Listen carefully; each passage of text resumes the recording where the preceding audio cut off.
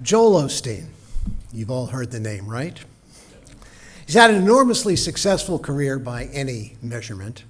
Some have called him the most popular preacher in America. You can go ahead and roll that if you can. You can hit the play button. There we go. Thank you. Some have called him the most popular preacher in America. Some of you here at Unity listen or watch Joel because he is so positive. Well, there's a good reason for that. Because long before there was a Joel Osteen, there was Howard Caesar. Howard Caesar was the minister, senior minister at Unity of Houston for 34 years. And when Howard first arrived in Texas, John Osteen and his nearby Lakewood Church had already been established, but it became clear that both John and his son Joel would be highly inspired by Howard's positive and progressive New Thought messages. So much so that years later, Joel Osteen said on the Oprah Winfrey Show that Howard Caesar was one of his greatest influences. Howard has spoken all over the world. He's conducted panels and he's been on national television programs with the likes of Deepak Chopra, Wayne Dyer, Michael Beckwith, the Dalai Lama, Iyanla Vanzant, Norman Vincent Peale, and of late, Marianne Williamson. He is an author, speaker, inspirational leader, New Thought giant, and just an all-around nice guy. Joining us from Sugar Land, Texas, please give a very warm Unity Renaissance welcome to Mr. Howard Caesar.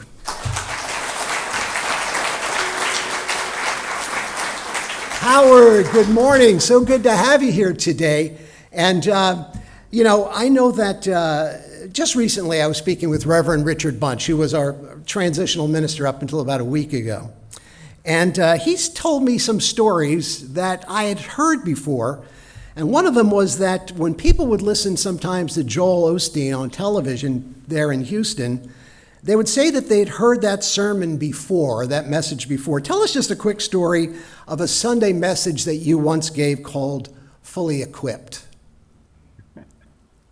Well, I think, is it okay? Let's hope so. Go ahead, try it again, Howard. Okay. So, on Sunday mornings, people would come through the line, and had known his father. We still have a little bit of reverb. Let's see if we can get that portion fixed here. Are we working on it? Keep talking. Hold on just one second, Howard. After that great intro, I just wanted to hit the ground running, but it's technology and occasionally those things happen. So just bear with us for one moment.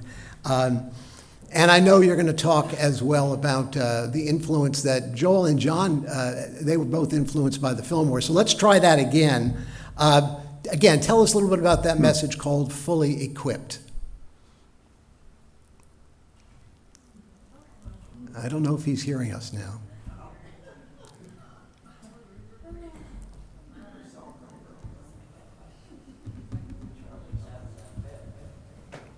All right, Tyler's running back. Now I'm echoing.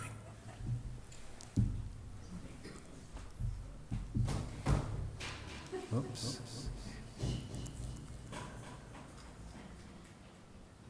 Okay, let's try it, Howard. Let's try it one more time. All right. Is there any echo in what I'm saying now? Not now. We're good. We've got it. We're okay? Thank you, Tyler. Go ahead, Howard. Technical difficulty. Yeah. I don't know if you can hear me or not. Go ahead, Howard. Okay. So would you like me to answer the question? Yes, go ahead. Talk to me a little bit about that message, Fully Equipped, how people had actually heard Joel talk about that. Like I was saying, that when people would come through the line, I had known John. We were great friends. I was Joel's father, and Joel took over not having been to seminary. And so he was kind of searching and seeking for material for his Sunday lessons, of course. And people started telling me, I was on TV, he was on TV, and they would watch him at an earlier time and then come to our service. And so when they'd come through, they'd say, I just listened to Joel in his lesson on TV, and I'd swear it was just what you were talking about, almost, the same 2 weeks ago. And so I had a lot of people telling me that who were following him. And so I didn't think too much of it. But then one day, he was on TV many times during the week. And so one time when I was home, I came across him on a weeknight or something, and I listened a while, and I heard him give a talk on fully equipped, which I had just given like 3 weeks earlier. And so I thought, well, gosh, I guess it's true. He is actually seeking out somehow or another, getting tapes. Back then it was tapes, or CDs of my talks, and would listen to them and take material. But he was a bit of New Thought, not all the way, but he definitely was about bringing a more positive, inspiring message that was not diminishing people or beating them down. So I give him a lot of credit. He's really impacted a lot of lives and brought quite a bit of positivity. I wouldn't necessarily believe, or not believe, but agree with everything that they teach. But again, we honor all paths. Well, what's interesting is that he wasn't the first one to do this. Norman Vincent Peale, many years earlier, who wrote The Power of Positive Thinking, he also was influenced. Now, the way Joel and John were influenced by the Fillmores, who founded Unity, Norman Vincent Peale was influenced by a man by the name of Ernest Holmes, who was also a great New Thought leader. And you'll see how this ties into Reverend Claudia Renee here in just a second. But here are some great Christian preachers who are influenced by New Thought messengers like the Fillmores, like Ernest Holmes. Yeah. I know that Ernest Holmes became actually a friend of Norman Vincent Peale. And Norman Vincent Peale, when he wrote his book, The Power of Positive Thinking, later was and spoke to different audiences in New Thought. I had him come actually in my first ministry in Olympia, Washington. I rented a big facility at the college there. And I had him come twice in Houston. But he was able to say and honor the fact that he had been reading the writings of Charles Fillmore, and that he had actually been inspired to write the book, The Power of Positive Thinking, as a result of doing or reading some of Charles' writings. So he was a great soul. When I had him come speak at my ministries, he was in his 80s, and just such a warm, beautiful soul and gentleman. And his wife, Ruth, was wonderful too. She always accompanied him, of course. She kind of looked after him quite like a mother, actually, making sure that he was taken care of. Ernest Holmes started the church Religious Science, which today is Centers for Spiritual Living. And I think it's interesting because our minister, who's going to be here in about a month, Claudia Renee, is both a Centers for Spiritual Living minister and a Unity minister. Sounds like that's the best of both worlds when it comes to New Thought. What do you think, Howard? Well, I think that's great. Really, New Thought is an umbrella, and we all share in those teachings, and we are all positive, practical, and progressive, I like to say. And the minister that took over for me, Michael Gott, he also had come up first in the Centers for Spiritual Living and then became ordained in Unity. So he has the wonderful mix of both, which obviously have many, many similarities. Our mission is all important, especially right now. So let me hand the football off to you once again, Howard Caesar. All right. I think that means I'm to share my message today, which is clarity of mission. And, that is so important and so vital. I know that, there isn't anything new under the sun. And I know that Unity and the church that you're attending really emphasize these things, but we can't have it really built into our consciousness enough on a regular basis. And so I think that, our mission can be feeling kind of broad, but also we can kind of narrow it down. So there are some unique or aspects of it that we always keep in front of us. I think of our purpose as being almost synonymous with our mission. Our mission and our purpose are very much the same. And I did some studying in India, actually, and took some courses there in oneness. And it was there that they, too, emphasized the idea of our mission and our purpose. And they said it was basically three things that were really important. And essentially, number one was to learn, to grow, and to evolve um, spiritually and deepen. And number two was to be of service, to allow God to use us, to be helpful, to be making a difference.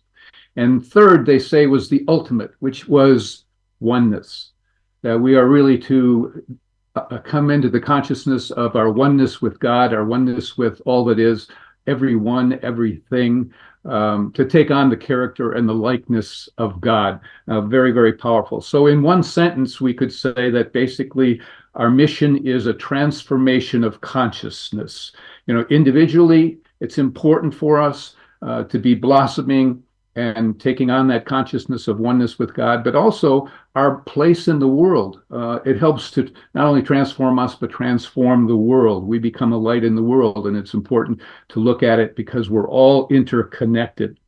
There was a answering machine I came across of a guy, very unique. And so when you called him and he wasn't there, the recording went like this. Hello, this is not an answering machine. This is a questioning machine. The questions are, who are you? What do you want? And if you think those are trivial questions, understand that many people go through their entire lives not finding the answer to either one. Beep. I thought that was so clever and so wonderful, but it was so true because people don't know who they are. Many people are trying to find in the physical world who they are, that they're their bank account, their car, their house, their social status, their job, all of these things. They're important and they're part of life and they're wonderful. But the most important thing is to come around to knowing what we are, our true identity. And at our core, we are a spiritual being. At our core, we are divine. We are divine beings. Jesus said, you are the light of the world. The light is what God is. Therefore, we carry the light of God within us. It was the Apostle Paul that said, the mystery which has been hidden for ages and generations, which is Christ in you, the hope of glory. Again, Christ being our divine self. And even dating back to the most ancient of writings and teachings, as far back as you can go to the Vedanta and the Upanishads, they use the word self with a capital S. There is the self. And they were very clear about it being really the divine, the God self that is within us. So there is a magnificence that is in you, that is in probably contrast to what we basically are able to perceive ourselves to be. It can be a big leap for a lot of people to realize that they are divine as children of God. But when a seed is planted in the earth, the obligation of the seed is to realize itself and to be that which it is been intended to be. Well, we have the seed of God in us. So our somewhat obligation is in this path on earth. It is to be the self that God holds us to be, created us to be, and planted us in this world to let our light shine and be. Many psychologists talk about us having many selves. There's a happy self, a sad self, a guilty self, an angry self, all of these. And granted, that's true, but I like to narrow it down simply to there are two main selves that we need to remember. And one self is really the divine self. It is the true self, the God self, the made in the image and after the likeness self. It is perfect. It is whole. It is already complete. I remember reading in some of my studies of people who had near-death experiences. One had this incredible realization after he came back from this near-death experience, and his statement was, we are already what we are trying to attain. We're already created that. So that's one self. And then the other self is our separate self. It's basically the ego self. It's the part that man has created by virtue of the conditioning of the world that they've been in. And that true self gets hidden. It gets covered over. It gets submerged. I like to give the example of, we all have a hand. And this is the hand of God. God gave us this hand, and we can do so many things with it. We can grasp onto it. We can pick up a dime. We can shake a hand. We can touch a person, all this. But what we've done to some extent is really put on this other separate self. And that's like putting a glove over the hand of God. And it's stiff, it's metallic, it's not pliable, it can't function the way it was intended to function. And so a big part of our life is actually removing that. You know, Carl Jung, the great psychologist, he said that basically there's two main segments to a person's life. That one, your first, half of your life or approximation is really developing tools to cope socially and in a physical world, and excuse me, and basically, therefore, it's an identity, it's your personality, it's your ego that is being created. And he said then the second half of your life, or the second phase, is actually unlearning all that and undoing the ego. And that is the big part of transformation, really, and spiritual growth, is really to unlearn some of this and to release a great deal and to let go of many of the thoughts and ideas and beliefs that we have that have limited us along the way, and get back to aligning with and living from our true identity as being divine.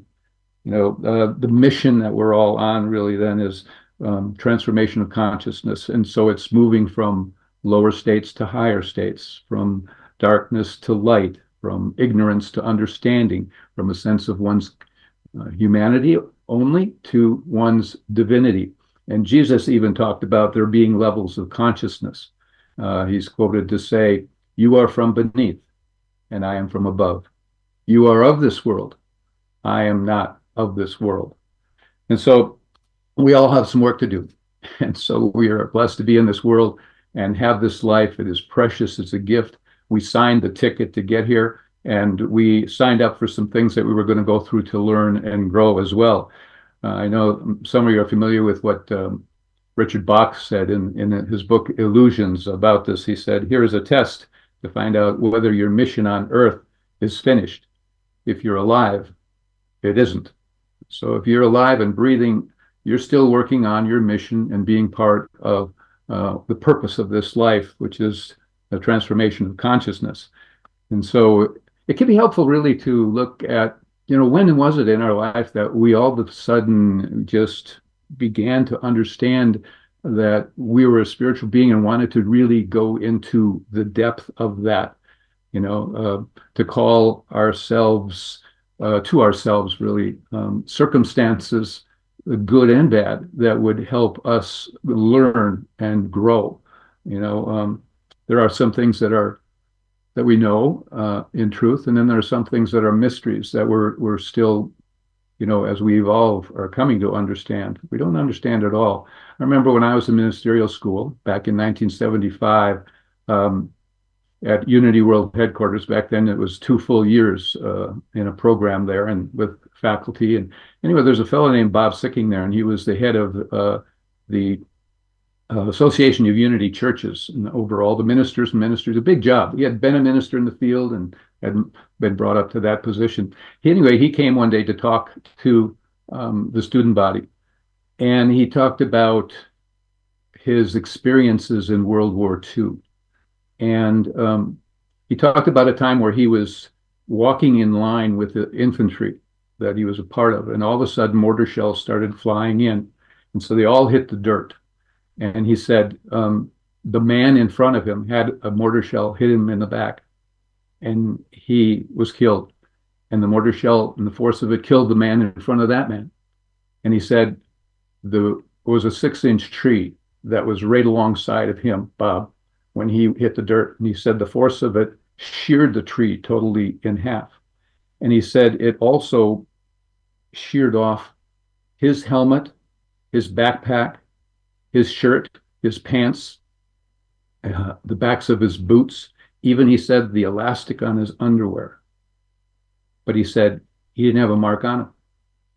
He wasn't injured, not even a cut.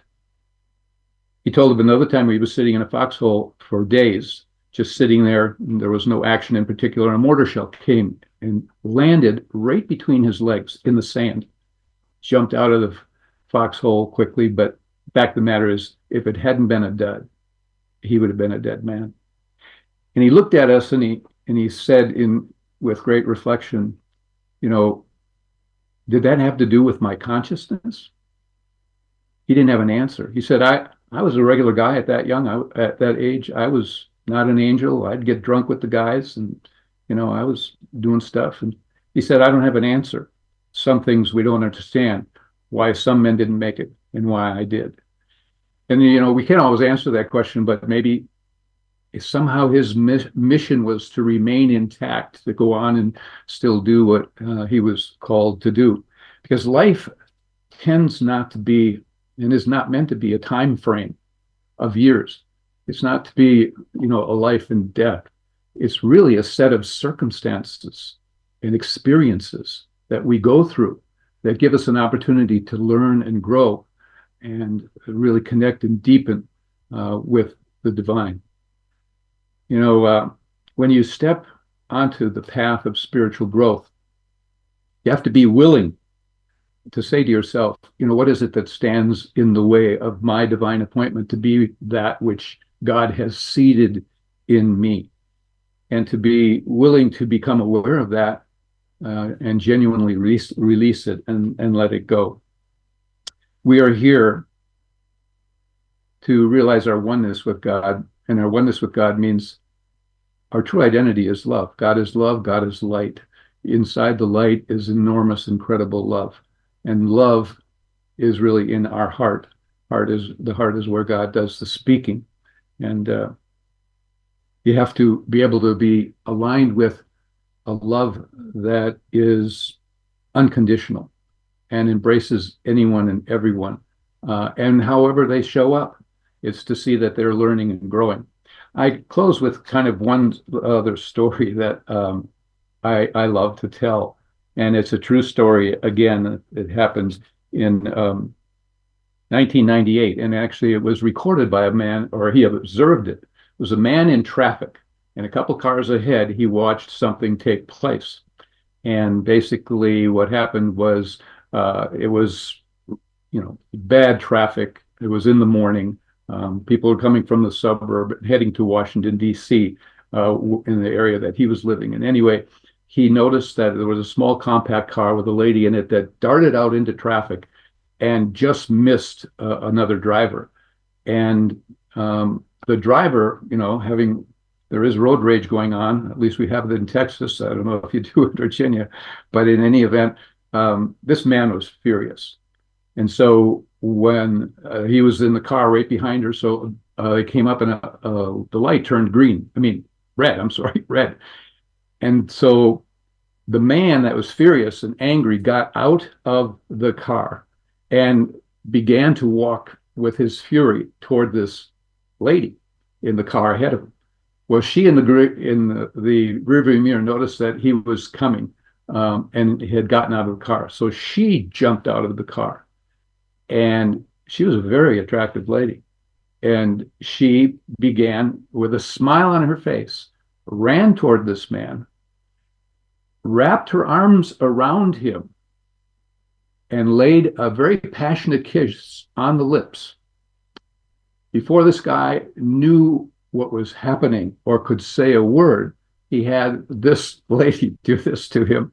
She then immediately or abruptly turned, went back to her car, got in, and drove off, and left this man standing there, bewildered, wondering, embarrassed. There were cars around that saw it, and just puzzled, but at the same time, he was no longer angry. And I love that story because what she did was, a form of enlightenment.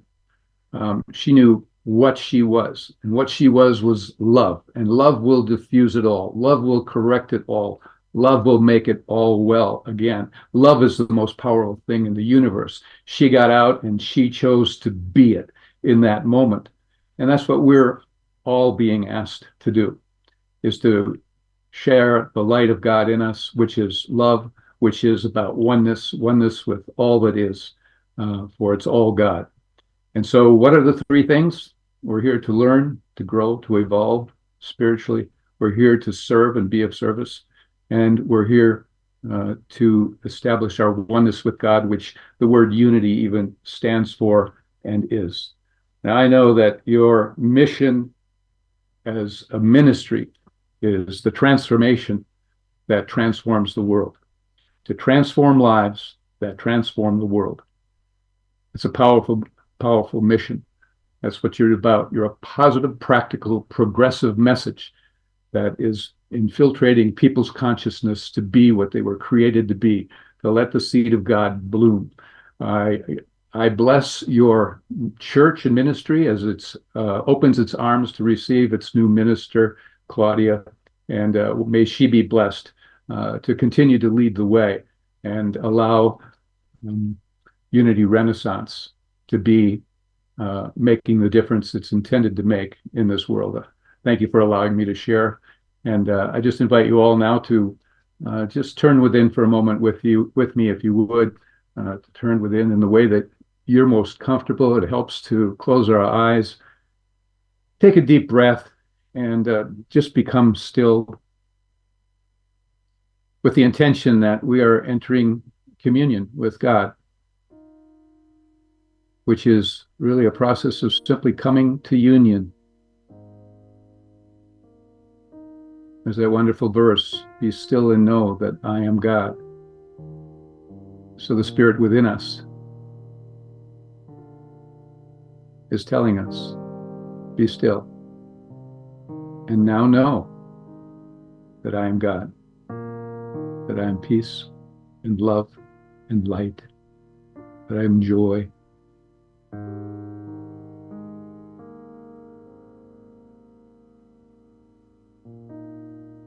We realize that when God made you, He made you part of Him. And we can say to ourselves, my journey is one of coming home to God, coming home in God. Being aware over and over again that where I am always is in His presence. That what I am forever is an eternal, luminous light being.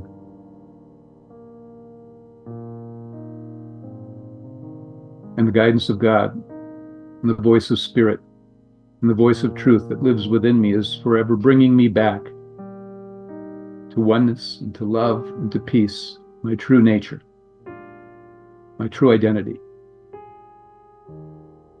And so I remember to go to that deepest place in me, the cathedral of the heart, to listen, to feel my sacred connection, that God is in me and I am one with God. There is no distance, there is no separation, only an ongoing sacred oneness. And I take this feeling of divine connection, take this deep knowing, I take it with me into my daily life now. And I am so grateful that I have clarity of mission in this precious life I have been given. We say, thank you, God, and so it is. Amen. Thank you so much for being with us today. We have been greatly, greatly blessed by your presence. You are a giant among New Thought leaders. Thank you for gracing us with your presence today.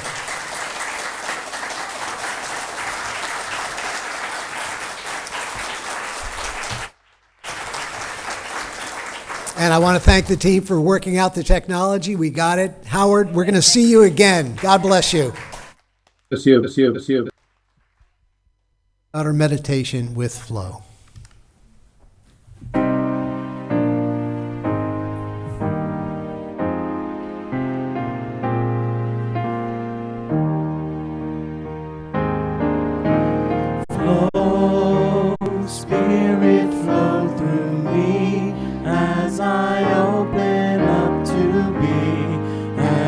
expression of your unfolding peace. Show, Spirit, show through me as I open up to be an expression of your